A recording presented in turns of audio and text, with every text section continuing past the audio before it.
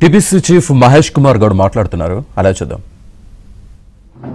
రైతులకు ఇచ్చినటువంటి వాగ్దానాలు కానీ, బీసీలకు మేము న్యాయం చేస్తానటువంటి వాగ్దానాలు కానీ అన్నీ కూడా ఒకటొకటిగా పూరిస్తూ వస్తూ ఉన్నాము.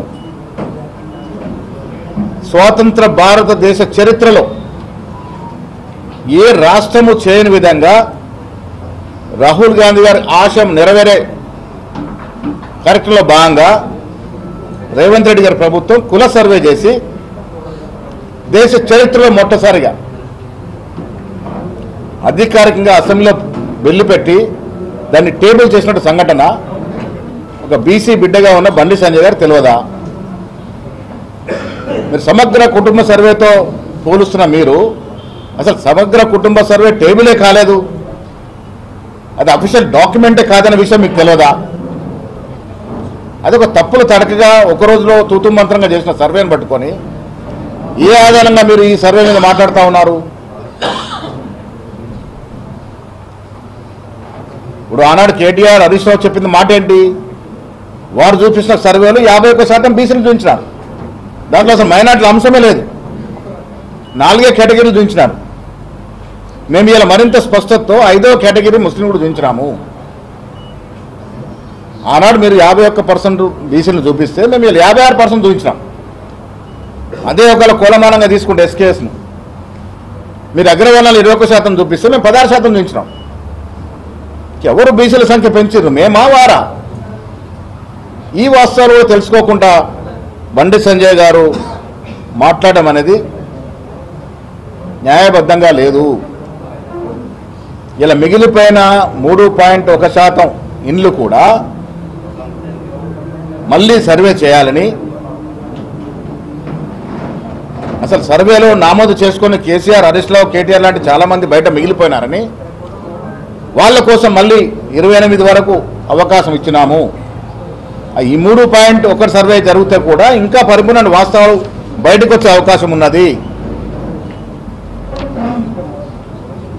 ఇవన్నీ కూడా తెలుసుకోకుండా వాస్తవాల్లోకి పోకుండా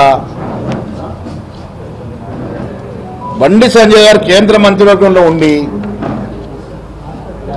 మాట్లాడుతున్నట్టు తీరుతెన్నుల్ని మేము ఖండిస్తూ ఉన్నాము. అస్తమానం గుజరాత్ అభివృద్ధి గురించి మాట్లాడే బండి సంజయ్ గారు మీరు తెలంగాణ అభివృద్ధి గురించి ఎందుకు మాట్లాడరు? మీరు తెలంగాణ బిడ్డగా కేంద్ర మంత్రిలో ఉంటే ఇంటి సొమ్ము దీని అత్త పేరు మోసినట్టుగా మీరు గుజరాత్ గురించి ఎందుకు పదే పదే తప్పిస్తూ ఉన్నారు? బండి సంజయ్ గారు కానీ, కిషన్ రెడ్డి గారు కానీ ఏ రోజైనా కేంద్ర ప్రభుత్వం నుంచి మనకు రావాల్సినటువంటి ప్రాజెక్టులు కానీ, డబ్బులు కానీ,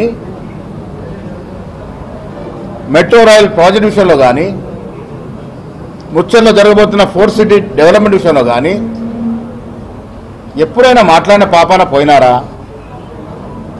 ఇద్దరు కేంద్ర మంత్రులు ఉండి బడ్జెట్లో ₹1 తెచ్చిన పాపాన పోయినారా? ఇలా బండి సంజయ్ గారు, కిషన్ రెడ్డి గారు ఏ ముఖం పెట్టుకొని ఎమ్మెల్సీ ఎన్నికల ఓట్లు అడుగుతూ ఉన్నారు?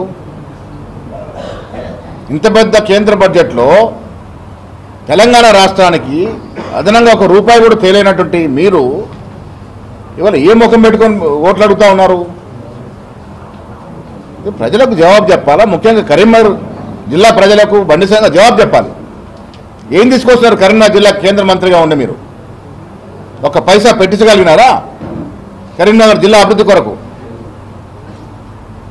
మీకు అభివృద్ధి పట్టదు, మీకు సంక్షేమం పట్టదు. ఎన్నికలు వచ్చినప్పుడు మాత్రం ఇండియా పాకిస్తాన్ గుర్తొస్తుంది, హిందూ ముస్లిం వాదం గుర్తొస్తుంది. అడుగున మత ఉద్దేశాలు రెచ్చగొడుతూ లబ్ధి పొందాలనే ఆలోచన మాత్రం మీకు ఉంటుంది.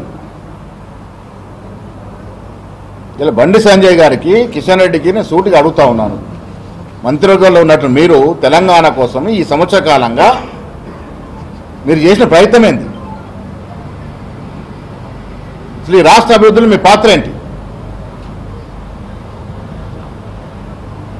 కుల సర్వే మీద అసలు మీ అభిప్రాయం ఏమిటి?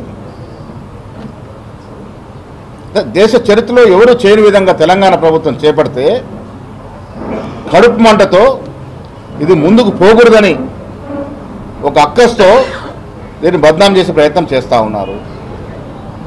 కాంగ్రెస్ ప్రభుత్వం ఒక అడుగు ముందుకేసి 42% రిజర్వేషన్ అసెంబ్లీలో చట్టబద్ధ తీసుకొస్తామని, విద్యా ఉద్యోగ అవకాశాలు కలుగజేస్తామని చెప్తున్న తీరుని మీరు నిజంగా బీసీల ప్రేమ ఉంటే రేవంత్ రెడ్డి గారు మీరు చట్టం తీసుకురండి, మేము కేంద్రానికి వెళ్ళి 9వ షెడ్యూల్లో చేర్చి ప్రధానమంత్రి ఒప్పించి మెప్పించి బీసీలకు న్యాయం చేస్తామనే ధైర్యం మీకుందా? చెప్పే ధైర్యం మీకుందా? ఇంకా బీసీల గురించి ఏం మాట్లాడుతూ ఉన్నారు? అసలు బీసీలు మీకెందుకు ఓటేయాలి? ఆనాడు రాష్ట్ర అధ్యక్షుడిగా మీరు పనిచేస్తున్నప్పుడు ఒక బీసీ రాష్ట్ర బీజేపీ అధ్యక్షుడిగా ఉంటే మిమ్మల్ని పీకేష్ కిషన్ రెడ్డి అయిన రోజున బీసీలకు ఏం జవాబు చెప్పినారు? ఎన్నో ఏళ్ల తరబడి సికింద్రాబాద్ సేవదన ఇచ్చినటువంటి బండారు దత్తేరగాన్ని తీసేసి కిషన్ రెడ్డి ఎంపీ సీటు గుంజుకున్నప్పుడు బీసీలు ఎంత బాధపడి ఉంటారు? బీసీల మనసు ఎంత గాయమై ఉంటుంది? అడుగడుగున బీసీలని అణచివేస్తున్నటువంటి బీజేపీ పార్టీకి ఇలా ఓట్లు అడిగే హక్కే లేదు. ఇలా రెడ్డి ముఖ్యమంత్రి అండి రేవంత్ రెడ్డి గారు బీసీ కుల సర్వే చేయడము, రేపు 42% రిజర్వేషన్ చట్టబద్ధ తెస్తానడం హర్షించదగ్గ విషయమా కాదా? దాన్ని ఆస్వాదించాల్సింది పోయి, దాన్ని ఆశీర్వదించి స్వాగతం చేయాల్సింది పోయి, గుడ్డు మీద ఈకలు లెక్కబెట్టే ప్రయత్నంగా మీరు చేస్తున్న తీరు బీసీలు జీర్ణించుకోలేరు. బీసీలకు పరిపూర్ణ న్యాయం చేస్తుంది కాంగ్రెస్ పార్టీ. ఇలా బీసీ గ్రాడ్యుయేట్స్కి మీ ద్వారా విజ్ఞప్తి చేస్తూ ఉన్నాను, కుల సర్వే చేసి రేపు అసెంబ్లీలో చట్టబద్ధ తీసుకొస్తున్నటువంటి కాంగ్రెస్ పార్టీ అడుగడుగున బీసీల అభ్యున్నతి కోసం పాటుపడుతున్న కాంగ్రెస్ పార్టీని ఆశీర్వదిస్తారా? బీసీలని అణగదొక్కుతూ ఉన్న బీసీలు పీకేసిన బీజేపీ పార్టీకి ఓటేస్తారా? ఆలోచించుకోవాల్సిందిగా నేను బీసీ గ్రాడ్యుయేట్స్ని విజ్ఞప్తి చేస్తూ ఉన్నాను.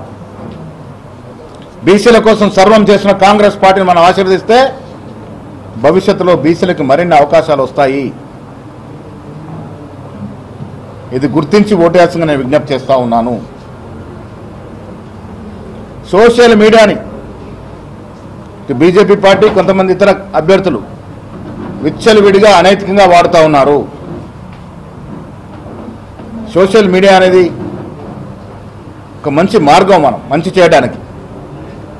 దాన్ని చెడుగా వాడుతూ ఉన్నారు, అనైతికంగా వాడుతూ ఉన్నారు, అబద్ధ ప్రచారం చేస్తూ ఉన్నారు, వీడియోలు మార్ఫింగ్ చేస్తూ ఉన్నారు, మెసేజ్లు ఎడిటింగ్ చేస్తూ ఉన్నారు, విచ్చలవిడిగా అడ్డు అదుపు లేకుండా సోషల్ మీడియా వాడుతూ ఉన్నారు. ప్రజలు